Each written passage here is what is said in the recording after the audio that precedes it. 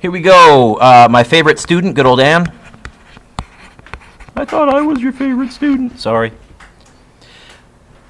The function of the nucleolus is... Mr. Dueck, you didn't talk about the nucleolus. No, I didn't. So I guess you had to look that up in the textbook. What did it say in the textbook? What does the nucleolus... There is a little bold-faced word and explains what it is, I believe. Yeah. C, to make the ribosomes? Is that what it is? Ooh, let's find out. Pause the video. So, Rihanna, you were right. To make ribosomes. Which of the following organelles does not have a membrane? Mr. Dueck, you didn't go into that kind of detail. Yeah, that's kind of memorization stuff and meh. Which one doesn't have a membrane when you went to the textbook? I know this, the nucleolus didn't, but that's not here. What else doesn't have a membrane? Yeah. Ribosomes don't have membranes? Is that what it was? Everything else did? People are nodding, agreeing, or not? Okay. I don't have an answer key for this, so I'm kind of going with it. Which of the following statements is not true? Is not true. A gene stores the information to make a particular protein. That is true. All the genes within the nucleus of a cell will be copied to make a protein at some time in the life cycle of the cell. That is true. DNA gets replicated. Different types of... actually, let me double check. No, you know what? That's not true. Because I'm going, C is true. Different types of cells in your body all contain the same genetic information. Every one of your cells has the same DNA. It's just parts of that DNA are active or not active, depending on the type of cell. Different proteins have different sequences of bases. That is true. You know what? Here's the idea. Here's what makes B false.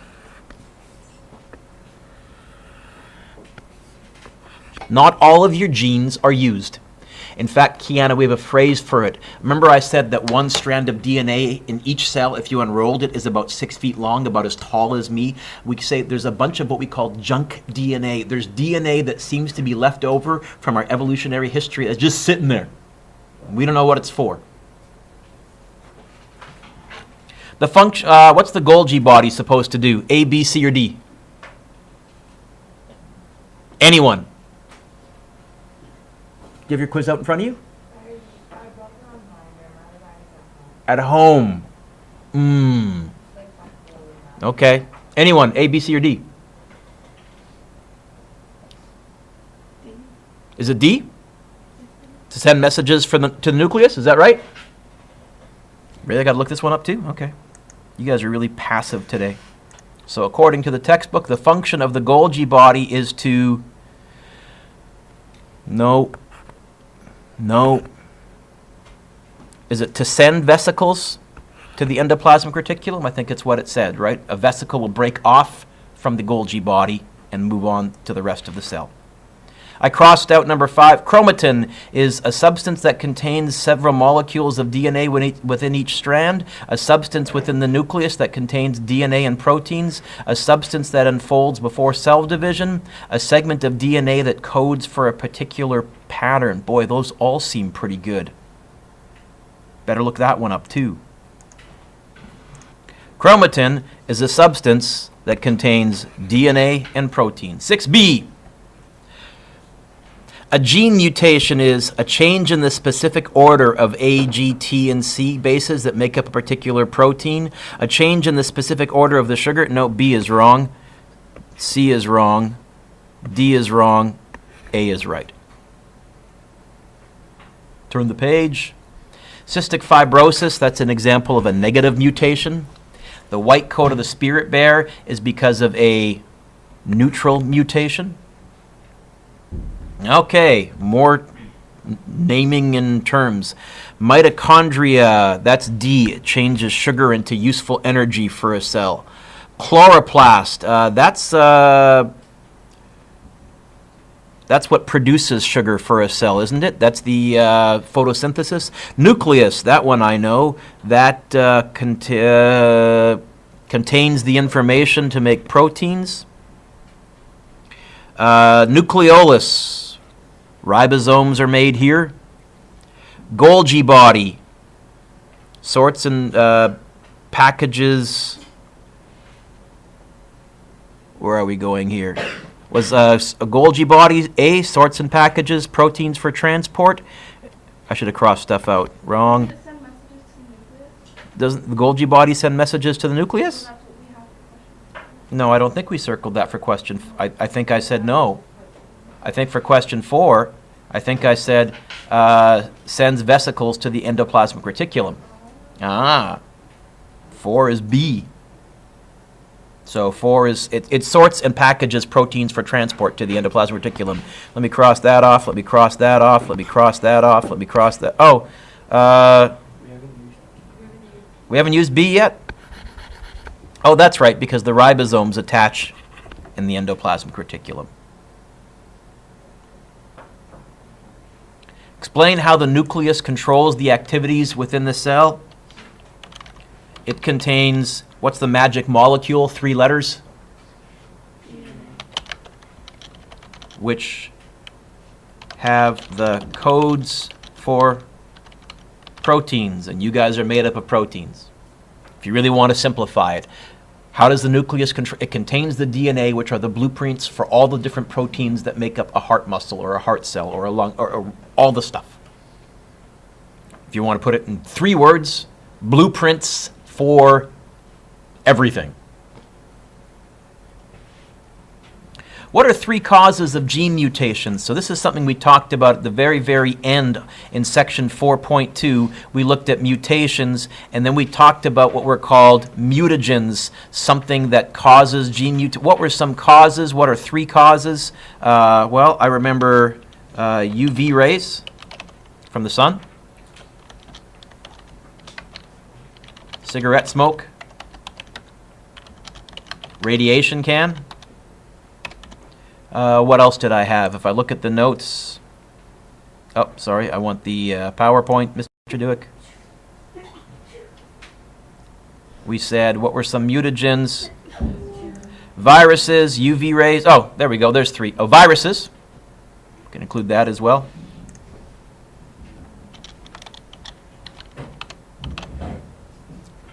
Okay. Is that all right? Okay.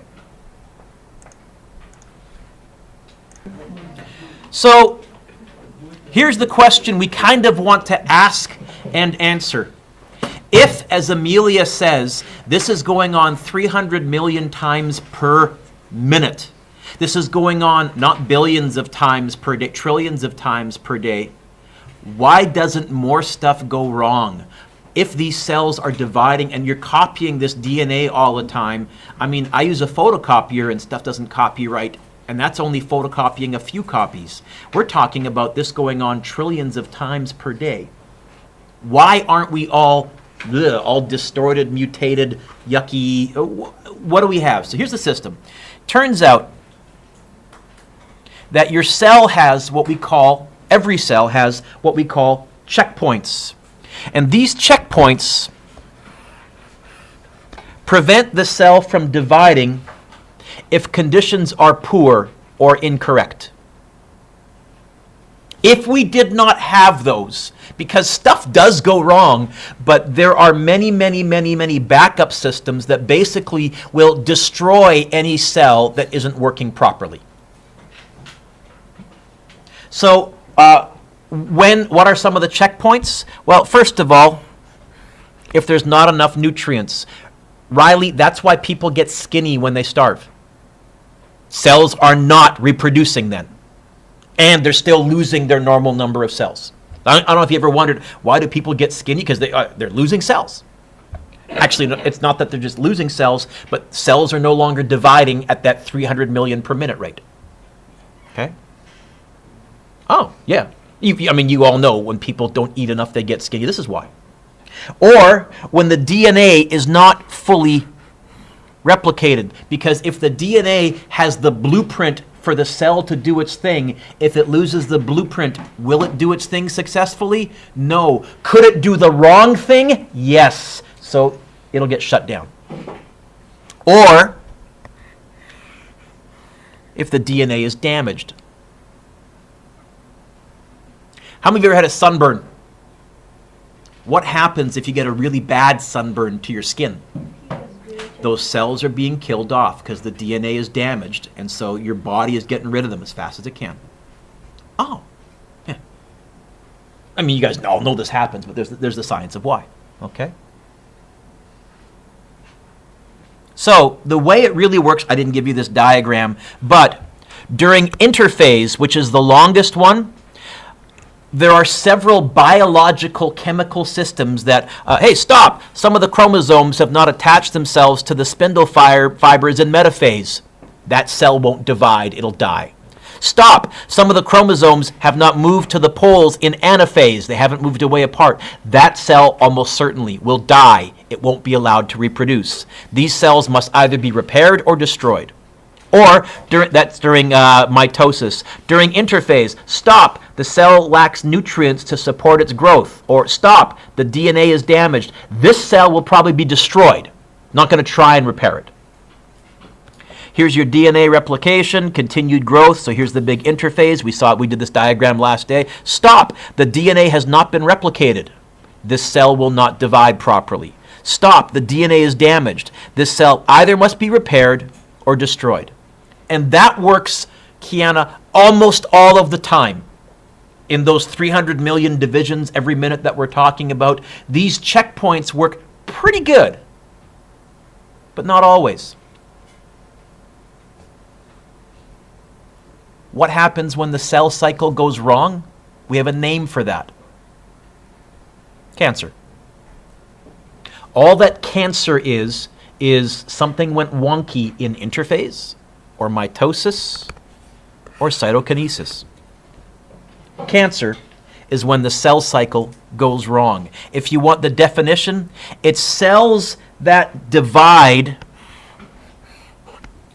when they shouldn't, because for some reason, the checkpoints, those built-in error checks, stopped working. We're going to talk about cancer for a few minutes because statistically, almost every one of you will either get it or have someone that you love get it. So in my family, cancer runs through my dad's side. My dad got it. My uncles all died of it. I'm a ticking time bomb, so I want to try and find out more about it. Now, there is a neat thing. Probably, Jordan, your generation will be the generation where cancer goes from being terminal, often killing you, to chronic. And that's a medical term. If something is chronic, Riley, it means it's like a cold. You get sick, you get better. So we're hoping in your lifetime, I don't think we're ever going to be able to get rid of cancer because 300 million every minute divide, but we're hoping it'll be, you know what, you'll get sick for a year or two, you'll get better. If we can do that, that would be great. Okay? Normal cells stop growing before they get too crowded. But cancerous cells don't do that. They keep growing, and we have a name for that. Call that a tumor. A tumor is simply uncontrolled cell growth. The checkpoints didn't work the way they were supposed to. While there are often common factors in different cancer, each cancer is unique. In fact, two people with the same type of cancer may have it caused by different mutations, making their cancers and their treatment different from each other. This is why cancer has been so tough for us to eradicate or to cure or to deal with. We've made good headway on some, and as proud Canadians, I grew up watching Terry Fox when he tried to run across Canada and didn't make it. He passed away of cancer while trying to fight cancer, but certainly Canada is one of the world leaders in cancer research. We do a lot of research that way. Some factors can increase the risk of cancer. So what are some factors? You don't need to write down the why, but can you make this list here? So alcohol. Food, really you should write types of food. So obesity can increase the risk of many cancers. Hey, if you like grilling on the barbecue, I love grilling on the barbecue. Charring your meat, that char can increase the risk of cancer. High-fat diets, high-sugar diets may contribute to the development of some cancers. In your home, exposure to certain materials, manufactured fibers, so carpets, if you breathe in carpets, that can be bad for you. Plastic rayon, some insulation, some types of cleaners and paints, and we're slowly phasing these out. So, for example, your grandparents, probably their houses had paint on the walls that had lead in it, called lead-based paints. Made very good paint. But do toddlers often lick things they shouldn't, including walls and and lead is not a good thing to ingest. So we have phased out lead-based paints. You can't put that in houses or places where people dwell anymore. Okay? Radiation, X-rays, the sun, UV radiation, skin cancer. There's radon radiation in cigarettes. That's linked to cancer. Sunlight, exposure to sunlight is considered a major cause of skin cancer. So 2 words, sunscreen, wear it. Tobacco, responsible for about 30% of all cancer-related deaths. Smoking is responsible for almost all cases of lung cancer. Not all of them, because some can still be due to a natural mutation. It's a major cause of mouth cancer and throat cancer. And then, where you work, there are some jobs that bring with them higher risk. You can be exposed to chemicals such as chromate, or a big one is asbestos.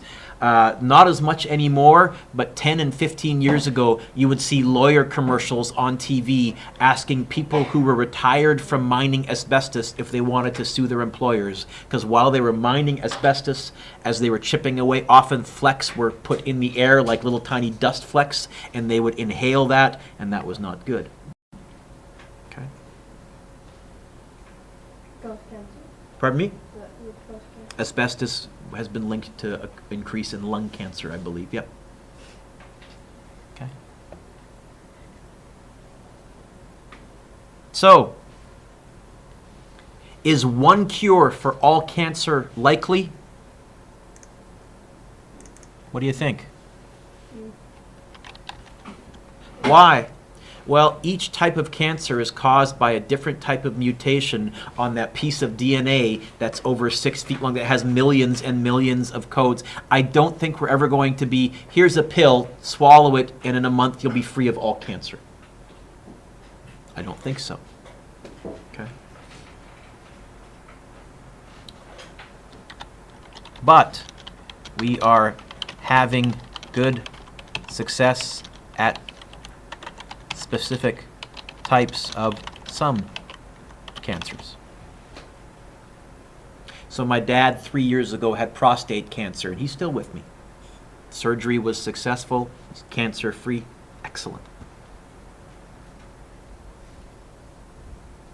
Okay. I suspect with 30 of you in this class, I'm not going to ask, but I'm sure there are at least 2 or 3 of you that in your mind, either someone you love or maybe you've already dealt with it yourself. It's a pretty insidious disease, but it comes out of the whole circle of life. Interphase, mitosis, and cytokinesis. So does that mean that cancer research is pointless? Nope. In fact, I just saw just last week they had one of their major cancer conferences in North America, and I heard that now they think they might be able to get your own immune system to target certain types of cancers. Ooh, that'd be cool.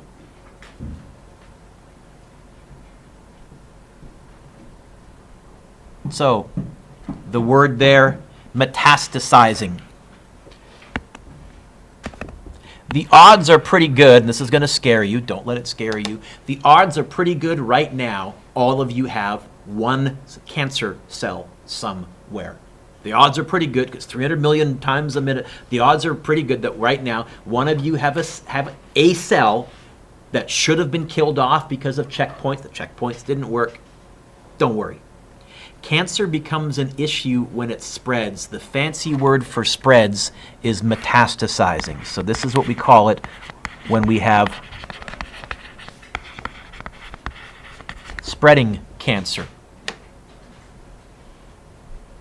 Okay? And the way it works is like this. I'm going to zoom in here. Oh, let's try that again. Okay. If you have a cancer cell, I'll make this a bit smaller, Mr. Dueck, 250. And you have a few abnormal looking cancer cells, right there, they're not going to do much damage. You might get a little bump or a little lump, and then, you know what, a few years later, it might slowly vanish. Meh. But if they get big enough to get into the bloodstream right there, let me make this an eraser so you can see. If they get big enough to get into the bloodstream right there, well, now they've got a conduit to spread. So, a blood vessel, normal lung cells, here's a little cancer cell. And in particular, lung cancer is a nasty one because a lot of your blood vessels go to the lungs. We got to get all the oxygen in and out. So systems where lots of the blood flows are the ones that we really have to worry about cancer spreading. Picture 2. Cancer cells are multiplying to form a tumor. And if they get big enough so that part of this tumor gets a few cells into the bloodstream, these cancer cells can break away, they can move to the bloodstream, they can spread to a new location, and that we call metastasizing, and that's very serious. This process is known as metastasizing. Metastasizing, when cancer cells break off from the original tumor and travel to other sites in the body through the bloodstream. It's much harder to treat cancer after this happens because now it's spread. And that's why you may hear us talking about, hey, go to your doctor regularly. If you see something or if your parents see something, go to your doctor, get it checked out right away. Do that, and we're usually pretty good. Put your pencils down. Look up. Come here. Oh.